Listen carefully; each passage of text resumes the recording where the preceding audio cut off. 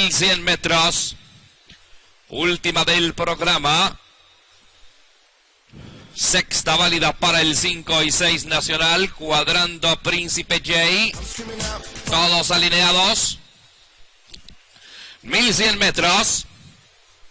El juez espera el momento preciso.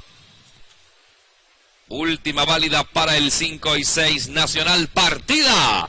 Largada pareja por la parte interior Príncipe J, también va Sun Pacific y por el centro de la cancha Eleven Moment a pelear por el primer lugar. Príncipe J domina a Eleven Moment, ataca para el tercero Príncipe Real, cuarto Sun Pacific, en el quinto Rey Chucho por la parte central a 10 largos, avanza por fuera Mr. Odol, después está corriendo Ulises Jr. con Blockstrong que lo hace junto al Real a 15 largos, los últimos puestos para Gianni Ignazio, el ejemplar Nanay y se quedó Peter Black en el último puesto. Abren en 22 segundos y un quinto, hay lucha tremenda entre Príncipe J por dentro y por la parte exterior Eleven Moment. Príncipe J adelante, Eleven Moment segundo, Príncipe Real a 6 largos en el tercero, Sun Pacific en el cuarto puesto. Entran ya al derecho, Príncipe J domina, ataca por dentro Príncipe Real y Sun Pacific se cuela por segunda línea, 300 metros para el final. Sun Pacific contra Príncipe J, para el tercer puesto Eleven Moment, mejora para el cuarto puesto Rey Chucho, se está escapando Sun Pacific y no puede perder la última competencia. Viene Rey Chucho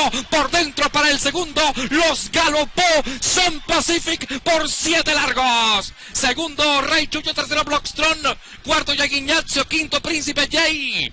Después Eleven Moment, Mr. Odol, Nanay, los últimos puestos para Ulises Jr., Príncipe Real y Peter Black en el último puesto.